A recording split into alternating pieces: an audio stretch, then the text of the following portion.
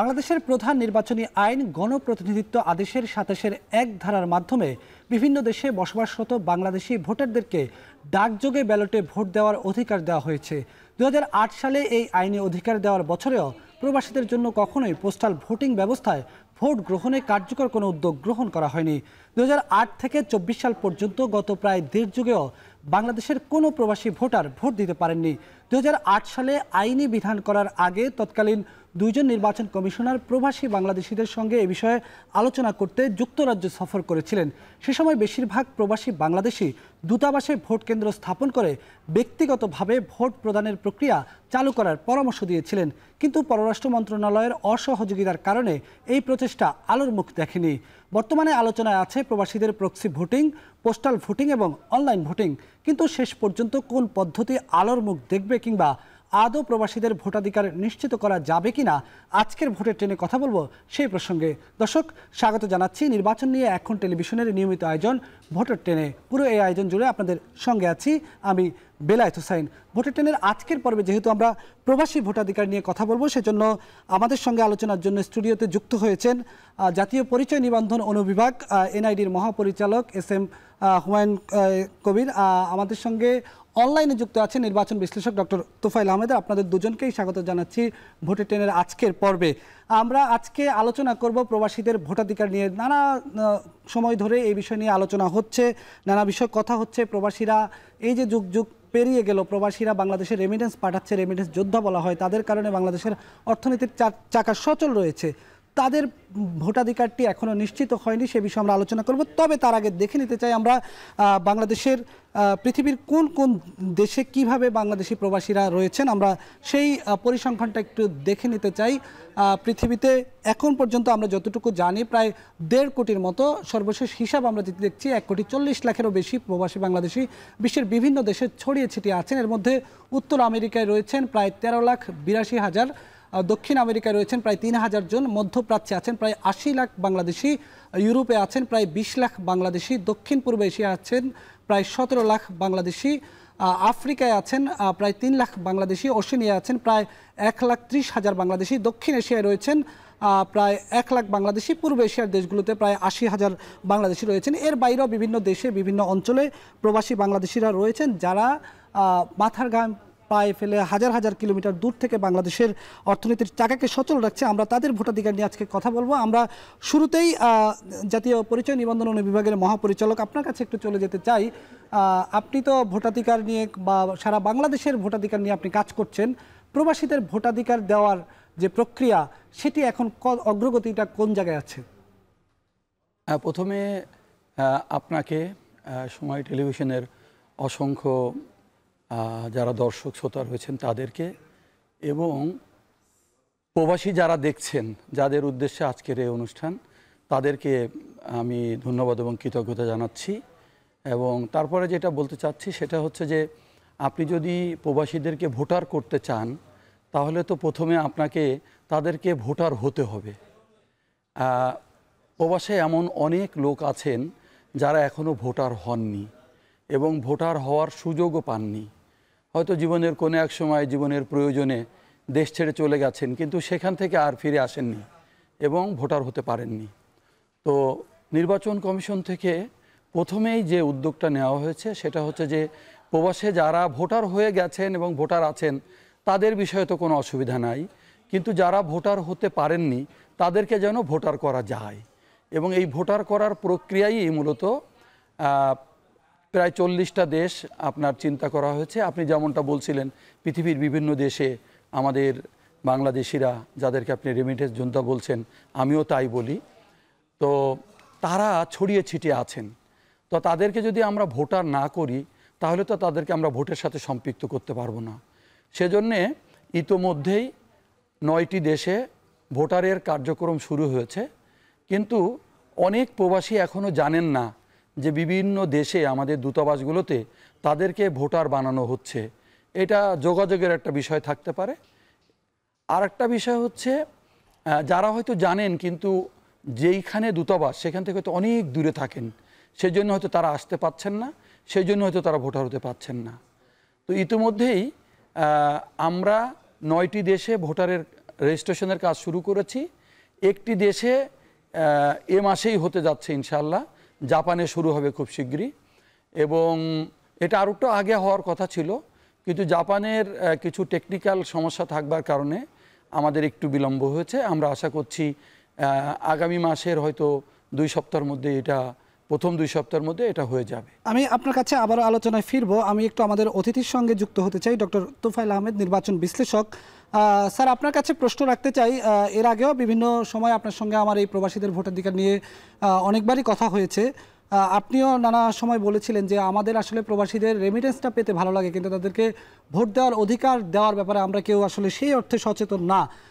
আপনার মূল্যায়ন কি এখন যেই জায়গায় এসে দাঁড়িয়েছে, যে একটা কমিটমেন্টের জায়গায় বাংলাদেশ দাঁড়িয়েছে জুলাই বিপ্লব পরবর্তী সময়ে, সেই জায়গায় প্রবাসীদের ভোটাধিকারের অগ্রগতির কথা যেটি বললেন জাতীয় পরিচয় নিবন্ধন বিভাগের মহাপরিচালক, আপনার মতে চ্যালেঞ্জগুলো কি কি, আসলে কত দূর যাবে বলে মনে হয়?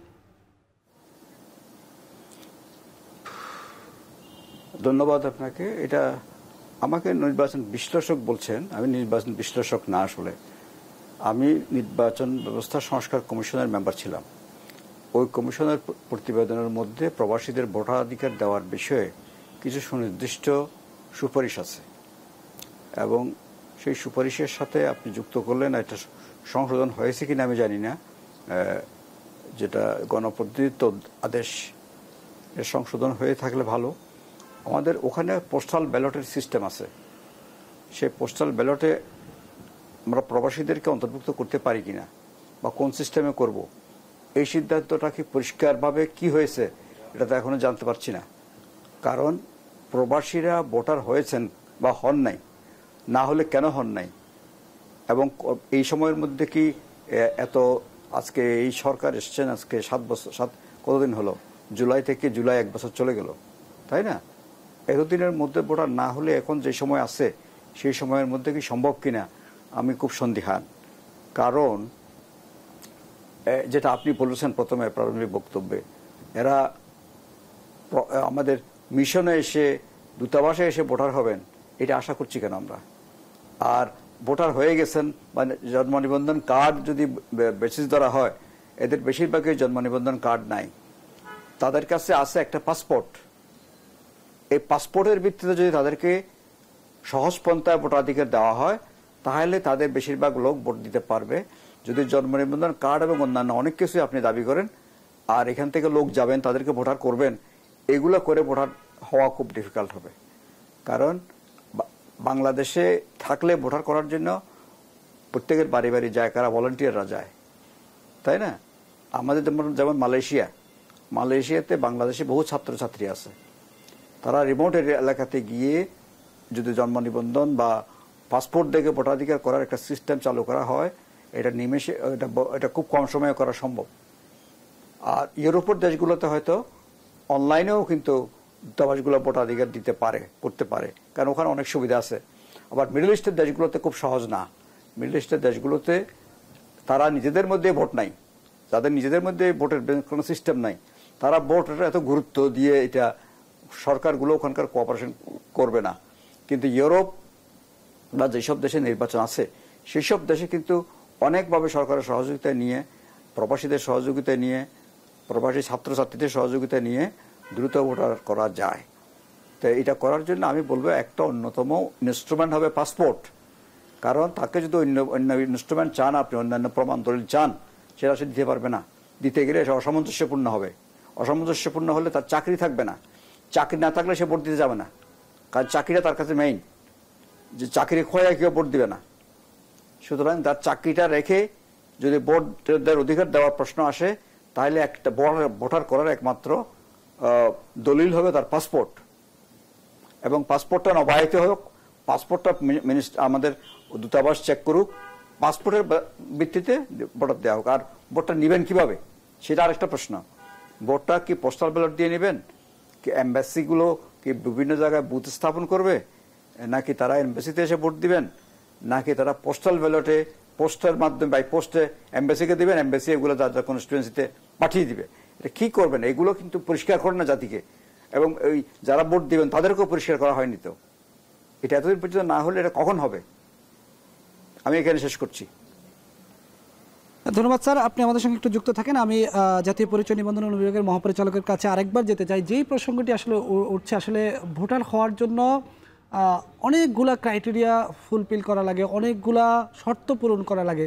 সেক্ষেত্রে আপনাদের যেটি একেবারে অত্যাবশ্যকীয় সেটি হচ্ছে জাতীয় জন্ম নিবন্ধনটা দেওয়া লাগে। কিন্তু আমরা দেখি যে আসলে যারা প্রবাসে চলে গিয়েছেন তারা হয়তো জীবিকার প্রয়োজনে বা কোনো কোনো কারণে বিদেশ যাওয়ার জন্য কেউ হয়তো বয়সটা একটু বাড়িয়ে নিয়েছেন, কেউ হয়তো বয়সটা কমিয়ে নিয়েছেন, নানা কারণে তারা সেখানে গিয়েছেন, নানা কিছুর আশ্রয় তাদেরকে নিতে হয়েছে। সেই বাস্তবতা অস্বীকার করার সুযোগ নেই। কিন্তু এখন তারা ভোটার হতে গিয়ে যখন তারা দেখে যে পাসপোর্টের সঙ্গে তাদের জন্ম নিবন্ধন কিংবা এনআইডি কার্ডের বয়সটা মিলছে না, সেই অর্থে তারা শুধু পাসপোর্ট দিয়ে ভোটার হতে চায়, সেক্ষেত্রে তাদের জন্য কি সুযোগ থাকবে? আপনারা এই বিষয়গুলোকে আরও সহজ করার জন্য কিছু ভাবছেন কিনা? আমি স্যারকে ধন্যবাদ জানাচ্ছি। স্যার সর্বশেষ যেটা স্যার বলতে চাচ্ছেন যে তাদের ভোটাধিকারটা দিতে হবে, এইটার জন্য যত দ্রুত সম্ভব সিদ্ধান্তগুলো নিতে হবে এবং যাতে তারা এবার ভোট দিতে পারে সেই ব্যবস্থা নিতে হবে। আপনিও জানেন, স্যারও জানেন, দেশবাসীও জানে যে এবার ভোটাধিকার দেওয়ার ব্যাপারে মাননীয় প্রধান উপদেষ্টা যখন প্রথম এই বিষয়টি সামনে নিয়ে এসছেন, তারপর থেকে কিন্তু এইটা নিয়ে ইলেকশন কমিশন কাজ করছে এবং ইলেকশন কমিশন ব্যাপক কাজ করেছে। এবং যেমনটা আপনি বলছিলেন যে 3টা সিস্টেমে ভোট দেওয়া যেতে পারে, যারা বাইরে আছেন তারা দিতে পারে এবং এই 3টা সিস্টেম নিয়েই কিন্তু কাজ হচ্ছে। কিন্তু এই জিনিসগুলো করতে, যেমন ধরেন বাইরে থেকে যখন আপনি ভোট নেবেন তখন কিন্তু এর আগে যেহেতু কোনো সিস্টেম ডেভেলপ করা নেই, সুতরাং যদি আপনি একটা সিস্টেম ডেভেলপ না করে ভোট নিতে যান তাহলে কিন্তু সঠিকভাবে কাজটা হয়তো করা যাবে না এবং এলোমেলো হয়ে যাওয়ার সম্ভাবনা আছে। সেই জন্য ইলেকশন কমিশন খুব আন্তরিকভাবে এবং খুবই রিগোরাসলি এই কাজটি করছে এবং এখন পর্যন্ত কোনো বিষয় চূড়ান্ত হয়নি। হয়তো চূড়ান্ত সিদ্ধান্তের জন্য এমন হতে পারে যে আপনাকে আমাকে আবার ডাকতে হবে এখানে দেশের মানুষকে জানাবার জন্যে বা বাইরে যারা আমাদের প্রবাসী আছে তাদেরকে জানাবার জন্যে, কিন্তু কাজের অনেক অগ্রগতি হয়েছে এবং এই কাজটা যেহেতু বিদেশে ওনারা আছেন, এটা অ্যাপসের মাধ্যমেই করতে হবে। কারণ স্যার নিজেও বলেছেন যে মধ্যপ্রাচ্যের দেশগুলোতে ওনারা নিজেরাই ভোট দেন না, তা আমাদের লোকরা ভোটের আমেজের মধ্যে চলে আসবে এটা তো ওনারা কখনো চাইবেন না। সেখানে আমাদের বাংলাদেশি সবচেয়ে বেশি, সুতরাং তাদেরকে আপনি আমাদের দূতাবাসে যেয়ে অথবা লাইন দিয়ে ভোট তারা দিতে পারবে না। এবং অন্যান্য দেশেও আপনার লাইন দিয়ে ভোট দেওয়ার যে বিষয়টা, সেটা আমাদের এখানকার যে ইনভায়রনমেন্ট, ওখানকার ইনভায়রনমেন্ট একই না হওয়ার কারণে এবং দূতাবাসের যে ক্যাপাসিটি এবং দূতাবাস যেভাবে কাজ করে, তাতে এইটা দূতাবাসের জন্য আসলে একেবারে সহজ বিষয় নয়। বরং দেখা যাচ্ছে যে অন্য যে মাধ্যম আছে তার মধ্যে একটা হচ্ছে আপনার ব্যালট, যেটা পোস্টাল ব্যালট, যেটা এটা হচ্ছে রিলেটিভলি ভালো বলেই মনে করা হচ্ছে। পাশাপাশি অন্য অন্য বিষয়গুলো আলোচনা হচ্ছে। ইলেকশন কমিশন এখনও এই প্রক্রিয়াগুলো নিয়ে কাজ করছে এবং রাজনৈতিক দলগুলোর সাথে এবং অন্য অন্য সুধীজনদের সাথেও ইলেকশন কমিশন বসেছে এবং আপনি জানেন একটা ওয়ার্কশপও হয়েছে। তার পরিপ্রেক্ষিতে আবার এই বিষয়ে জানবো। আমি স্যারকে আরো একবার একটু যুক্ত করতে চাই। স্যারের কাছে আমার একটু শেষ প্রশ্ন থাকবে, সেটা হচ্ছে স্যার, আপনি দুটি সংস্কার কমিশনের সঙ্গে কাজ করেছেন, একটি কমিশনের সদস্য ছিলেন এবং একটি কমিশনে আপনি প্রধান হিসেবে দায়িত্ব পালন করেছেন। দুটি আসলে ভোট সম্পর্কিত কমিশন, একটি স্থানীয় সরকার কমিশন, একটি নির্বাচন সংস্কার কমিশন। তো সেক্ষেত্রে এই সংস্কার কমিশনগুলোর আমরা দেখেছি যে আলোচনার মধ্যে বরাবরই প্রবাসীদের ভোটাধিকার বিষয়টি অনেকভাবে আলোচনায় এসেছে। প্রধান উপদেষ্টা নিজেও বারবার বলেছেন তিনি প্রবাসীদের ভোটাধিকার দিতে চান। এখন যেহেতু ফেব্রুয়ারির মধ্যে নির্বাচনের একটা আলোচনা চলে আসছে, আপনার কাছে কি মনে হয় যে এই নির্বাচনে, এই আসন্ন নির্বাচনে আসলে কতটুকু সম্ভব তাদের ভোটাধিকার দেওয়া? আমি বলি যে এই মুহূর্তে প্রবাসীদের স্থানীয় নির্বাচনে অংশগ্রহণের সুযোগ দেওয়ার স্কোপ লিমিটেড, এটা সম্ভব না। কিন্তু অন্তত যতই সীমিত হোক জাতীয় নির্বাচনে ভোটার ব্যবস্থা করতে হবে। সেই ব্যবস্থার জন্য নির্বাচন কমিশনের কোনো সদিচ্ছার অভাব আছে বলে আমি মনে করি না। নির্বাচন কমিশনের সদিচ্ছা আছে, কিন্তু সময়টা অনেক বেশি চলে যাচ্ছে। কারণ এগুলোর আয়োজনের জন্য আমরা যখন কমিশনে ছিলাম তখনও আমরা নির্বাচন কমিশনের ওই বিল্ডিংয়ে আমরা বৈদেশিক, আমাদের পররাষ্ট্র মন্ত্রণালয়, পোস্টাল ডাক বিভাগ এবং আরও অন্যান্য মন্ত্রণালয়ের কিছু অফিসারদের নিয়ে এবং নির্বাচন কমিশনারদের নিয়ে বসছিলাম, তাদের মতামত নিয়েছিলাম। তখন দেখা গেছে যে আমি যেটা নিজে আমার অন্য কাজে আমি মালয়েশিয়ায় গিয়েছিলাম, মালয়েশিয়া প্রবাসীদের সাথে বিভিন্ন লেভেলে আমি আলোচনা করেছি, এটা কিন্তু নির্বাচন বিষয়ে আমি বিদেশে যাইনি। তখন তারা আমাকে যেটা সাজেস্ট করেছিল, তারা প্রথমত মালয়েশিয়ান এম্বাসির বিরুদ্ধে বহু রকমের অভিযোগ করলো, বিভিন্ন প্রবাসীরা বহু রকমের অভিযোগ, এমনকি তারা 3 মাস কি 4 মাস 6 মাস পর্যন্ত পাসপোর্ট জমা দিয়েছে, পাসপোর্টটা ফিরে পাচ্ছে না। হ্যাঁ, এবং এখানে গিয়ে মালয়েশিয়ান হাই কমিশনে বাংলাদেশের মানুষ গিয়ে বিরাট একটা জটলা করেছে। তারা শেষ পর্যন্ত সিকিউরিটি গার্ড দিয়ে তাদেরকে পিটিয়েছে। তা এইটা তো পররাষ্ট্র মন্ত্রণালয়ের আচরণ হতে পারে না। পররাষ্ট্র মন্ত্রণালয়ের ক্যাপাসিটি, পররাষ্ট্র মন্ত্রণালয় খালি কূটনৈতিক দায়িত্ব পালন করে আসছেন এবং কূটনৈতিক দায়িত্বের বাইরে আমরা যাব না। এটা একটা জাতীয় প্রয়োজন। এই জাতীয় প্রয়োজনে কিছু রিএনফোর্সমেন্ট যদি করতে হয়, নির্বাচন কমিশন সেটা করবেন। আর একটা বললাম যে ভোটার তালিকা করার জন্য আপনাকে শুধু নির্বাচন কমিশন গিয়েই প্রত্যেকের ঘরে ঘরে গিয়ে করার মতো ক্যাপাসিটি ওখানে নাই। এখানে আপনি ভলেন্টিয়ার নিয়োগ করেন এবং পদ্ধতিটা সবার কাছে ক্লিয়ার করেন, কি পদ্ধতিতে আমরা ভোটাধিকার দেবো। এটা যদি পাসপোর্ট দেখে সন্তুষ্ট হয়ে আপনি দেন, তাহলে সেটা একটা পদ্ধতি হতে পারে। যাদের এনআইডি কার্ড আছে তাদের তো অসুবিধা নাই, যারা অলরেডি ভোটার আছে তারা ঠিক আছে। এখন তারপর ভোটটা নিবেন কিভাবে, সেটাও মানুষের কাছে ক্লিয়ার করা দরকার। আমার মনে হয় এখন এগুলো কোনোটাই ক্লিয়ার হয় নাই, যার ফলে যত দিন আসতেছে মানুষের মধ্যে টেনশনটা বাড়ছে। এটা খুব দ্রুত এটার কিছু।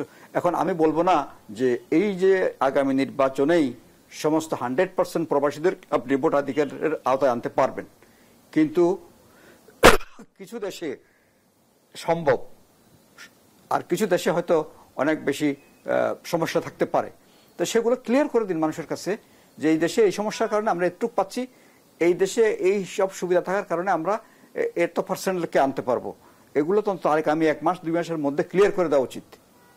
সেই হিসাবে আমি নির্বাচন কমিশনকে প্রস্তুতি নিতে অনুরোধ করব। ধন্যবাদ স্যার। আমার সঙ্গে আরেকটু রাখেন, আমি বেলায় আরেকটু শুনেন। জি স্যার।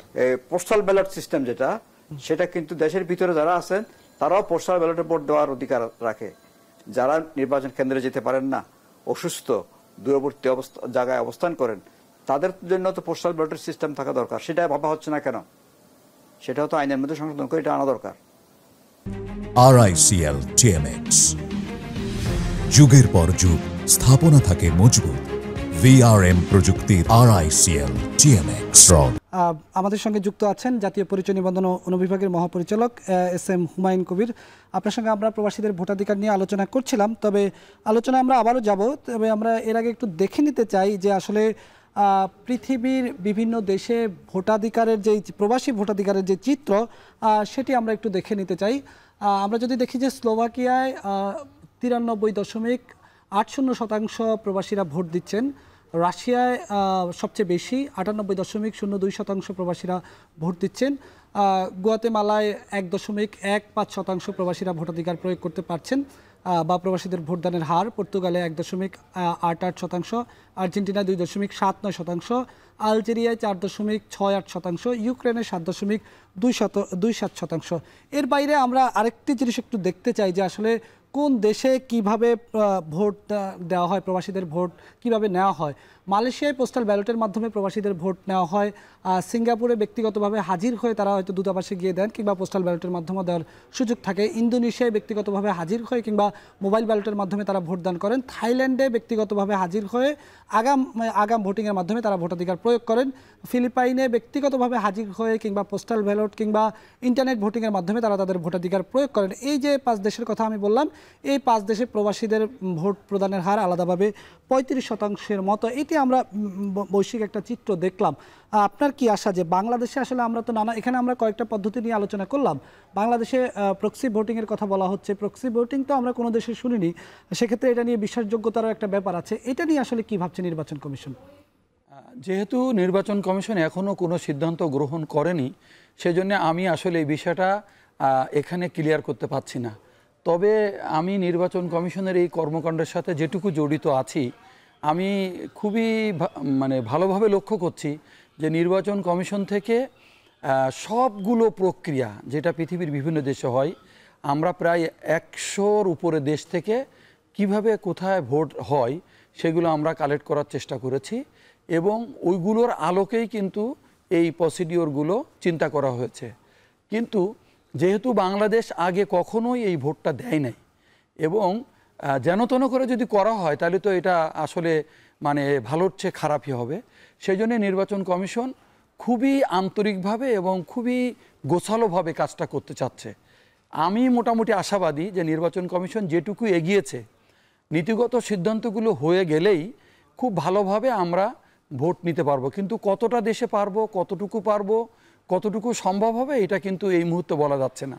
যেমন পোস্টাল ব্যালটের সাথে কিন্তু একটা বড় ধরনের আর্থিক সংশ্লেষ আছে এবং পৃথিবীর অনেক দেশে যেখানে বিমান যায় না এবং অন্য বিমান যেগুলো বাংলাদেশে আসে সেগুলোও যায় না, ওই জায়গাগুলো কিন্তু একটা অনেক সময়ের প্রয়োজন হয়।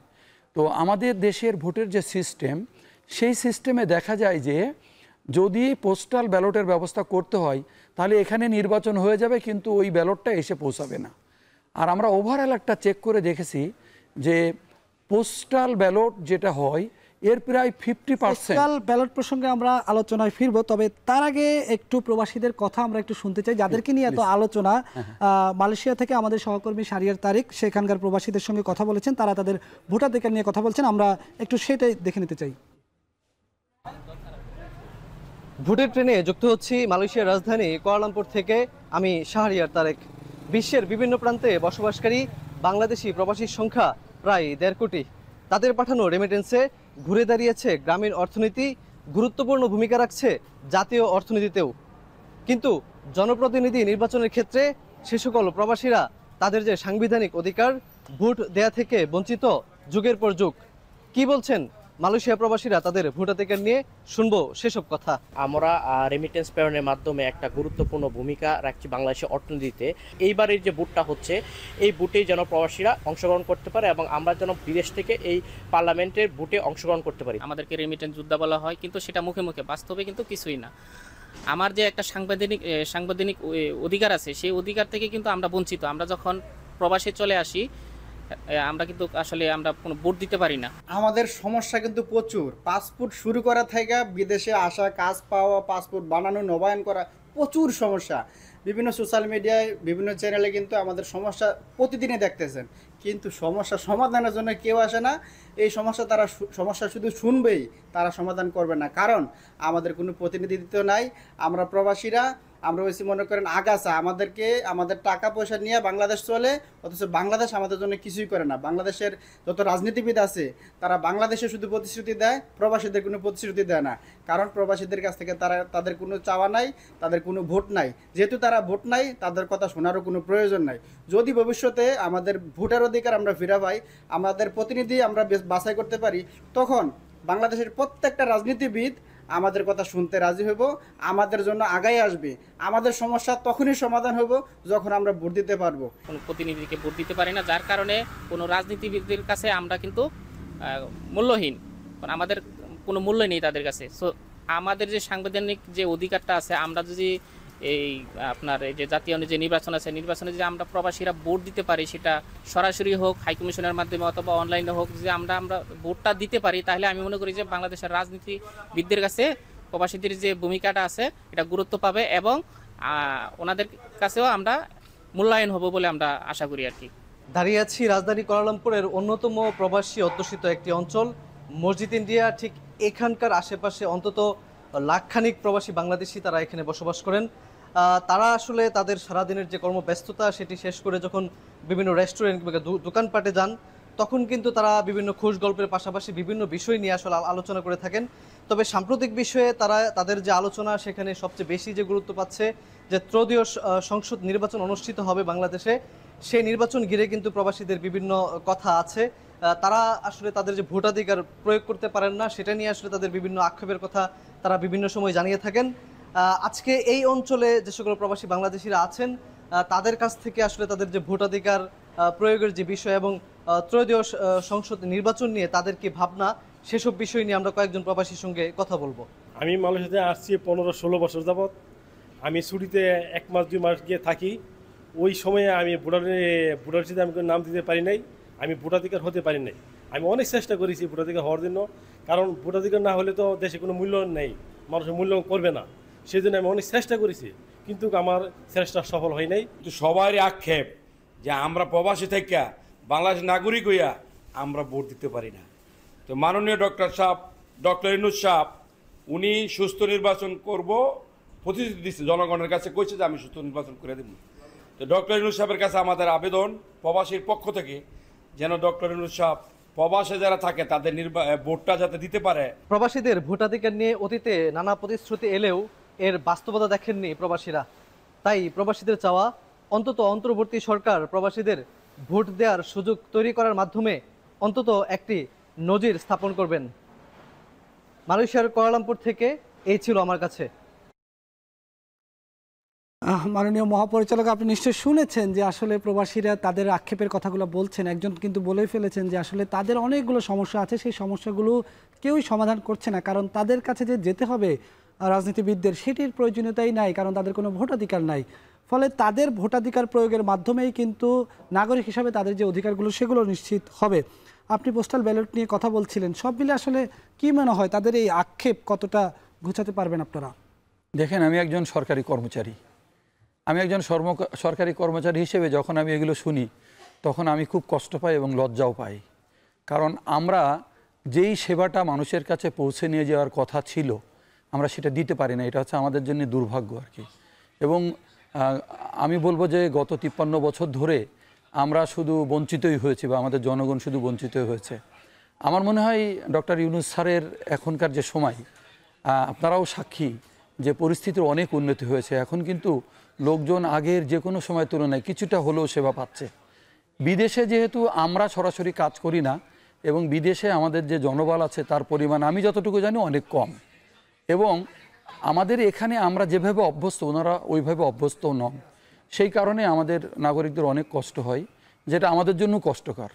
তবে আমি এটুকুই বলতে পারি যে নির্বাচন কমিশন এবার এমনভাবে কাজ করছে যে আমি আশা করি মানুষের এই যে দীর্ঘদিনের আকাঙ্ক্ষা যে ভোটের জন্য নিজেকে তৈরি করা এবং ভোট দিতে চেষ্টা করা, এইটার একটা সুযোগ ইনশাল্লাহ তারা পাবেন। এবং নির্বাচন কমিশন সেজন্য ব্যাপকভাবে কাজ করছে এবং এইটার জন্য যা যা করা নির্বাচন কমিশন তাই করছে। তবে কোন প্রক্রিয়াটা, যেটা আমাদের তোফাল স্যার বলেছেন, সেইগুলো পরিষ্কার করাতে এটাও কিছুদিনের মধ্যে পরিষ্কার হয়ে যাবে। যেহেতু স্যার একটা ডেট বলেছেন, আমি তো কোনো ডেট জানি না, আমরা শুনি। বাট আমি যেটা মনে করছি সেটা হচ্ছে যে আমাদের কাছে এখনও যে কয়েক মাস সময় আছে, এই সময়ের মধ্যে একটা ভালো জায়গায় নির্বাচন কমিশন পৌঁছে যাবে এবং পৃথিবীর বিভিন্ন জায়গা থেকে, সব জায়গা থেকে না হোক, এবার ভোট দেওয়ার সুযোগ ওনারা পাবেন। আমরা কথা বলছিলাম প্রবাসীদের ভোটাধিকার নিয়ে, আমাদের আজকের পর্বই প্রবাসীদের ভোটাধিকার নিয়ে। তবে যেহেতু ভোটের ট্রেনে আমরা নিয়মিতই আসলে নির্বাচন নিয়ে রাজনীতির মাঠে কি আলোচনা হয়, রাজনীতিবিদরা কি বলেন, সরকারের পক্ষ থেকে কি বলা হয়, সেটি আমরা জানার চেষ্টা করি। আমরা বিরতির পর এই পর্বে আমরা শুরুতে একটু দেখে নিতে চাই যে আজকে নির্বাচন নিয়ে রাজনীতির মাঠ কেমন ছিল। খুব দ্রুত ঐক্যবদ্ধ হয়ে যায়, একেবারে মাখামাখি সরকার গঠন, এক মার্কায় নির্বাচন। আরে বাবা, এত দোস্তি। আবার হঠাৎ করে দেখা যায় ওনারা খুব বিরোধী লিপ্ত হয়ে যায়, একজন আরেকজনকে চাঁদাবাজ রাজাকার ডাকতে মুহূর্ত বিলম্ব করে না। জুলাই সনদের ভিত্তিতেই পরবর্তী নির্বাচনটি হতে হবে। আমরা নির্বাচিত সংসদের হাতে এই সংস্কার কার্যক্রম ছেড়ে দেব না, বরং জুলাই সনদের ভিত্তিতেই আগামী সংসদ গঠিত হবে। মামলার প্রক্রিয়ায় যাওয়া, এইটা কিন্তু অন্তত পক্ষে সমস্ত পরিবারকে এই জায়গায় আনতো যে অন্তত বিচার শুরু হয়েছে। না হলে আজকে এই স্লোগানটা কেন তারা দেন যে বিচার না হওয়া পর্যন্ত নির্বাচন আমরা যাব না? বিচার এবং নির্বাচনকে মুখোমুখি দাঁড় করে দেওয়া হলো, দায়টা কে নেবে? কেন বিচার এবং নির্বাচন মুখোমুখি হবে? একটা দেশের এখন রাজনৈতিক উত্তরণের জন্য নির্বাচন অত্যন্ত গুরুত্বপূর্ণ একটা বিষয়, কিন্তু সেইখানে বিচারের ব্যাপারে যে জায়গায় আমরা আছি সেই কারণে সে নির্বাচনের যেটা করা হলো, তাহলে অনেকেই খুঁজবেন এখানে কি কোনো উদ্দেশ্য আছে। সতর্ক থাকেন এবং প্রয়োজনীয় পদক্ষেপ নেন। 1 বছর পরও এখনো বলা যাচ্ছে না বাংলাদেশের জাতীয় নির্বাচন কবে। ফেব্রুয়ারিতে সত্যি সত্যি নির্বাচনটা হবে কিনা, করা যাচ্ছে কিনা, কারণ অতীতে তো 3 মাসের মধ্যেই তত্ত্বাবধায়ক সরকার নির্বাচন করেছেন। 1 বছর পরও কোনো নাগরিক এখনো পর্যন্ত আস্থা রাখতে পারছেন না কোথায় কোন পরিবেশে, অবাধ নিরপেক্ষ পরিবেশে আমরা আগামী জাতীয় নির্বাচন করতে পারবো কিনা। 16-17 বছর ধরে মানুষ যেই নির্বাচনের জন্য মানুষ অপেক্ষা করছে। আমি বর্তমান অন্তর্বর্তীকালীন সরকারের কাছে একটিমাত্র অনুরোধ করব, আপনার সেই গণতান্ত্রিক প্রক্রিয়ায় উত্তরণের পথকে দীর্ঘ করবেন না, তাহলে কিন্তু বাংলাদেশের মানুষ তারা কিন্তু আবার গেলে উঠবে। আমরা দেখছিলাম নির্বাচন নিয়ে আজকে রাজনীতির মাঠ কেমন ছিল, রাজনীতিবিদরা আসলে কি বলেছেন। আমরা প্রবাসী ভোটাধিকার নিয়ে আলোচনা করছি। আপনাকে আসলে আমরা বেশ কিছু চিত্র আপনার সামনে তুলে ধরতে চাই, যেহেতু আপনি এই কর্মযজ্ঞের নেতৃত্ব দিচ্ছেন, আপনার জন্য সুবিধা হবে হয়তো মানুষের কথা শুনলে বা বিশ্বের কোন দেশে প্রবাসী ভোটারদের কি অবস্থা সেটি জানলে। আমরা একটু চলে যাব আরব আমিরাতে, সেখানে আছেন আমাদের সহকর্মী কামরুল হাসান জনি। জনি, আপনার কাছে জানতে চাই যে আসলে আরব আমিরাতে নির্বাচন কমিশনের কোনো কর্মযজ্ঞ শুরু হয়েছে কিনা প্রবাসীদের ভোটাধিকারের ব্যাপারে, প্রবাসীদের সেখানকার অবস্থাটা যদি আমাদেরকে জানান।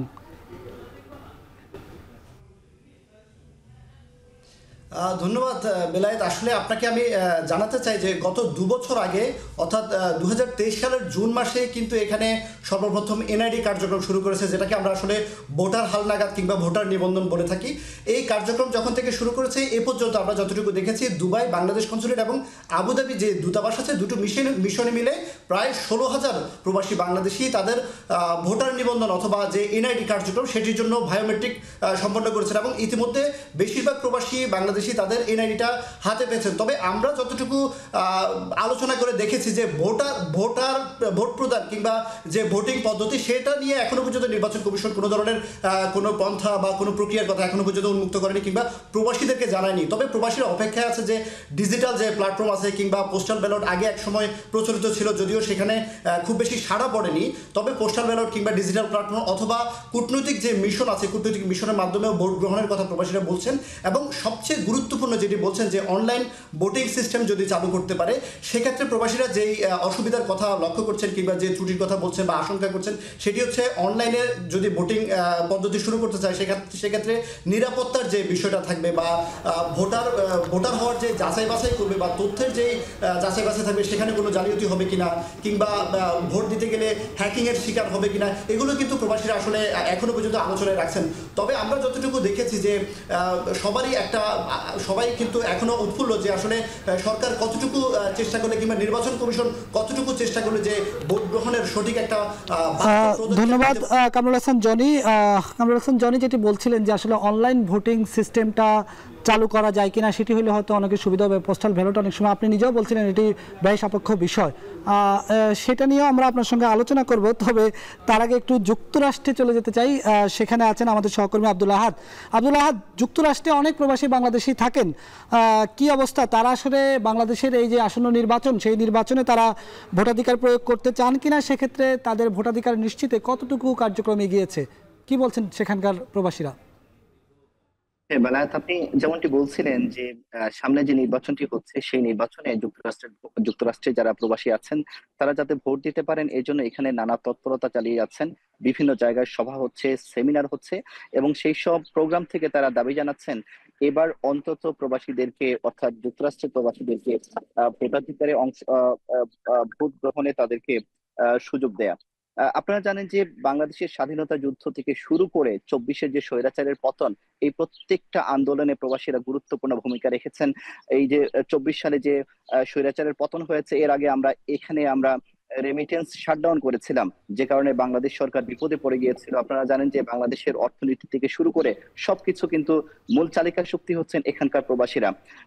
এবং প্রবাসীরা বলছেন আমরা যারা যুক্তরাষ্ট্রে থাকি, আপনারা জানেন যে যুক্তরাষ্ট্রের প্রচুর মানুষ বাইরে থাকেন, যুক্তরাষ্ট্রের আর্মিতে যারা কাজ করেন, বিশ্বের বিভিন্ন দেশে তারা কাজ করেন এবং সবগুলা দেশে প্রায় যুক্তরাষ্ট্রের এমবেসি রয়েছে, কিন্তু তারা যুক্তরাষ্ট্রের মূলধারার যে ইলেকশন, জাতীয় ইলেকশন, সেগুলোতে তারা অংশ নিতে পারেন, এমনকি এখানকার লোকাল ইলেকশনে তারা অংশ নিতে পারেন, সেটা হচ্ছে ডাক যোগে। তো এটা যদি করা যায় যে এখানকার কারা কারা যুক্তরাষ্ট্রে কাদের কাদের আইডি কার্ড রয়েছে, যাদের ন্যাশনাল আইডি কার্ড নেই, বাংলাদেশের যাদের পাসপোর্ট নেই, তাদেরকে কিভাবে আইডি কার্ড দেওয়া যায়, পাসপোর্ট দেওয়া যায়, তারপরে কিন্তু আমাদের ভোট নেওয়াটা কিন্তু একেবারে সহজ যদি মেইলিং ভোট চালু করা যায়, অর্থাৎ আমরা যেটা ডাক যুগে বলি। তবে আমরা এখান থেকে আগে ভোট দিয়ে সেটা হয়তো এমবেসিতে কিংবা বাংলাদেশের নির্বাচন কমিশনে পাঠিয়ে দেওয়া হবে। আমরা শুনলাম আপনার কথা, সেখানকার পরিস্থিতি আপনি আমাদেরকে জানিয়েছেন। এবার একটু আমরা ইতালিতে যেতে চাই। ইতালিতে আছেন আমাদের সহকর্মী মনিরুজ্জামান মনির। মনির, একটু জানান যে ইতালি থেকে একটা উল্লেখযোগ্য রেমিটেন্স বাংলাদেশে আসে, সেখানকার প্রবাসীদের আসলে কি অবস্থা, তাদের ভোটাধিকার কতটুকু নিশ্চিত হয়েছে, কিংবা তারা কতজন জাতীয় পরিচয়পত্র পেয়েছে, তাদের জটিলতাগুলো কি কি আছে এখন পর্যন্ত?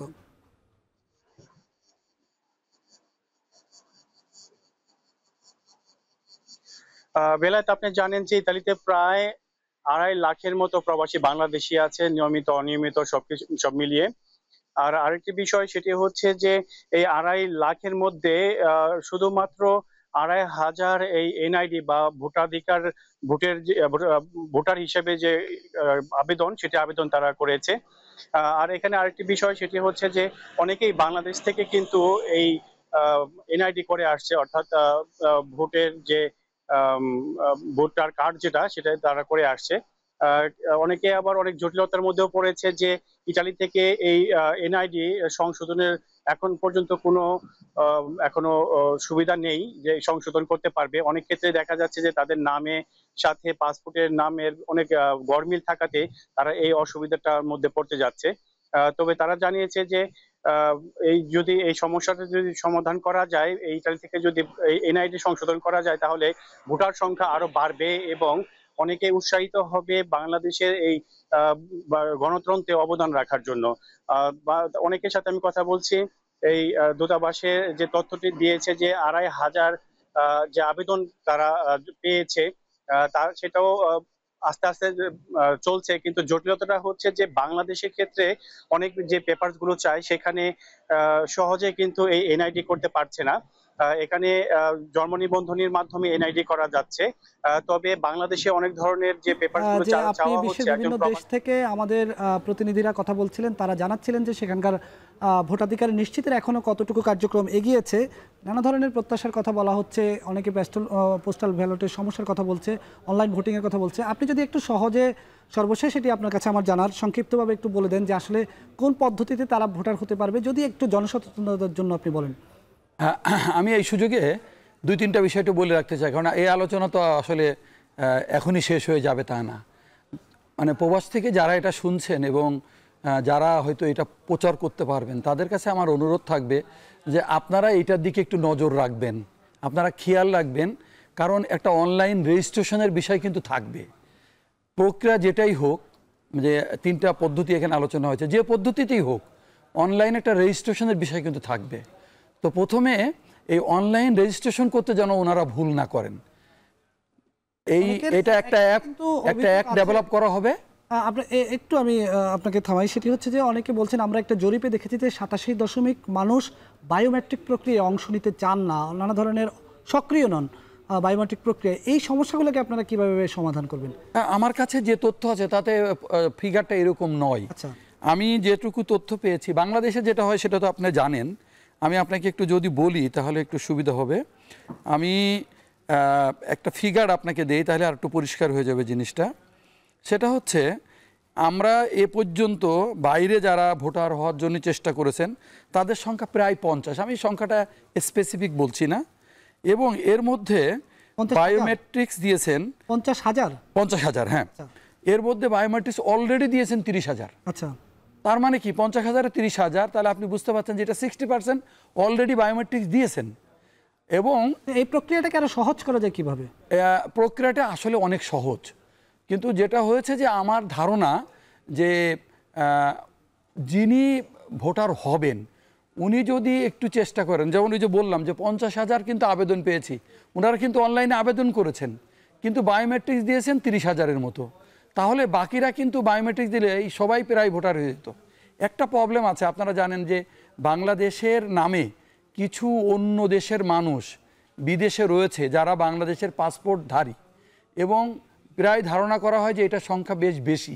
তো যদি শুধু পাসপোর্টের উপর ভিত্তি করে এটা করা হয় তাহলে সম্ভবত একটু ভুল হয়ে যাবে, এবং ওরা কিন্তু এই প্রক্রিয়া বাংলাদেশের এনআইডির সাথে বা ভোটারের সাথে কিন্তু জড়িয়ে পড়বে। এই জন্য ওখানে একটু সতর্ক আমাদেরকে থাকতেই হবে। তবে আমরা যেটা মনে করছি যে পরিমাণ লোক এখন ভোটার হয়ে আছেন এবং আগামী কয়েক মাসে যারা ভোটার হতে পারবেন, তারা যদি একটু চেষ্টা করেন এবং পরস্পর সচেতন হন, তাহলে অনেকেই ভোটাধিকার প্রয়োগ করতে পারবে। ধন্যবাদ আপনাকে আপনার গুরুত্বপূর্ণ তথ্যের জন্য। আমরা আপনাকে আলোচনায় পেয়ে আসলে আজকে খুবই আনন্দিত যে আপনি অনেকগুলো বিষয় তুলে ধরেছেন। আমরা প্রবাসীদের ভোটাধিকার নিয়ে যখন কথা বলছি তখন আমাদেরকে একটি বিষয় সামনে আনতে হবে যে এখন আসলে যেই সময়টা চলছে এটি কি আসলে আন্দোলনের ভাষায় কিংবা অভ্যুত্থানের ভাষায় যদি বলি, এদিকে 33 জুলাই বলা হচ্ছে আজকে। বাংলাদেশের যেই নতুন বাংলাদেশ বিনির্মাণের একটি সুযোগ তৈরি হয়েছিল গত বছরে এই সময়টাতে, সেখানে প্রবাসীদের একটি উল্লেখযোগ্য ভূমিকা ছিল। তারা রেমিটেন্স শাটডাউন করে দিয়ে আন্দোলনের পুরো মোড় ঘুরিয়ে দিয়েছেন। আমরা সেই গল্পটা একটু শুনবো। তুর্কির ইস্তানবুল থেকে আমাদের সঙ্গে যুক্ত হবেন ইস্তানবুল বিশ্ববিদ্যালয়ের পিএইচডি গবেষক মিনহাজুল আবেদিন। মিনহাজুল আবেদিন, আমি এর আগে বিভিন্নভাবে যখন আন্দোলনের সময় চলছিল আমি সারা পৃথিবীতে যে রেমিটেন্স শাটডাউনের যে গল্পটা দেখছিলাম, যে রেমিটেন্স শাটডাউনের যে কর্মসূচিগুলো দেখছিলাম, সেখানে আমি আপনার একটা উল্লেখযোগ্য ভূমিকা দেখেছি। আমরা যখন প্রবাসী ভোটাধিকারের বিষয়ে কথা বলছি তখন আপনার কাছে একটু জানতে চাই যে আসলে এই যে রেমিটেন্স শাটডাউন করে আন্দোলনকে একটি ভিন্ন দিকে নিয়ে যাওয়া যায়, এই চিন্তাটা আপনাদের মাথায় কিভাবে আসলো এবং আপনারা কিভাবে সেটি বাস্তবায়ন করেছেন? জি, ধন্যবাদ আপনাকে। আসলে বাংলাদেশে যখন গত বছর এই সময় ঠিক আন্দোলন হয়, সে সময় আন্দোলন দমন করার জন্য একদিকে চাইনিজ রাইফেলস, SMG, 9mm এই অস্ত্রগুলো যখন ব্যবহার করা হয়, প্রবাসীরা তখন তাদের সবচেয়ে বড় অস্ত্র বের করে, যে অস্ত্রে কোনো মানুষকে আঘাত না করে আন্দোলনের মোড় ঘুরিয়ে দেয়, সেটা হলো রেমিটেন্স শাটডাউন। সেটা হলো আন্দোলনের মধ্যে একটা স্ফুলিঙ্গ দ্বিগুণ বাড়িয়ে দেয়, একদম দ্রোহের দিয়াশালাই আমরা বলতে পারি। তো এই আন্দোলন স্বতঃস্ফূর্ত হওয়ার কারণে বাংলাদেশ থেকে কেউ কাউকে দায়িত্ব বুঝিয়ে দিতে হয় না যে আপনারা এটা করেন, আপনি এটা করেন। বিভিন্ন জায়গা থেকে এটা ডাক ওঠে। বিভিন্ন দেশের যারা স্কিল ছিল, অনলাইন অ্যাক্টিভিস্ট ছিল, নিজেদের মধ্যে কিছু গ্রুপ করে, অনলাইন হোয়াটসঅ্যাপ গ্রুপ করে। ঠিক তেমনই ভাবে তুরস্কের যারা শিক্ষার্থীরা রয়েছেন, তুরস্কের বাংলাদেশি গবেষক শিক্ষার্থীরা নিজেদের মধ্যে একটা গ্রুপ করে, এবং অন্যান্য দেশের কয়েকজন বন্ধু ব্রাদারও এখানে যুক্ত থাকে। তারা যেই কার্ডগুলো তারা তৈরি করে আর কি, সেই কার্ডগুলো আমি দেখেছিলাম যে একাধিক কয়েকটি রাজনৈতিক দলের প্রধান নেতৃবৃন্দ সেই কার্ডগুলো তারা প্রচার করেন, এবং যারা সবচেয়ে মানে অনলাইন অ্যাক্টিভিস্ট যারা ছিলেন, যাদেরকে সবচেয়ে বেশি ফলো করা হতো, তারাও কিন্তু এই রেমিটেন্স শাটডাউনের যে কার্ডগুলো এখান থেকে ডিজাইন করা হয় সেগুলো তারা করেন আর কি, তারা শেয়ার করেন। সেক্ষেত্রে আমরা এটা বলতে পারবো না যে এই ঠিক এই মিনহাজুল আবেদিন, আপনাকে একটু থামাতে চাচ্ছি যে আসলে যে নিশ্চয়ই রেমিটেন্স যোদ্ধাদের একটি উল্লেখযোগ্য অবদান তারা রেখেছেন 24-এর গণ অভ্যুত্থানে, এবং তারা এটাই চেয়েছেন যে তাদের অধিকার নিশ্চিত হোক। হয়তো তারা নতুন বাংলাদেশের স্বপ্নে বা নতুন কিছু স্বপ্নে তারা সে কার্যক্রমটি করেছেন। আমাদের সঙ্গে যুক্ত ছিলেন জাতীয় পরিচয় নিবন্ধন অনুবিভাগের মহাপরিচালক, তিনিও আজকে অনেকক্ষণ ধরে প্রবাসী বাংলাদেশিদের ভোটাধিকারের বিষয়ে নানা গল্প শুনছিলেন। আমরা প্রত্যাশা করব হয়তো তিনি তার দপ্তরে গিয়ে এই বিষয়গুলোকে নিয়ে সহজভাবে কিভাবে প্রবাসীদের ভোটাধিকার নিশ্চিত করা যায় সে বিষয়ে কার্যকর উদ্যোগ গ্রহণ করবেন। তো দর্শক, এই ছিল আমাদের আজকের ভোটে ট্রেনের আয়োজন। সাথে থাকার জন্য ধন্যবাদ।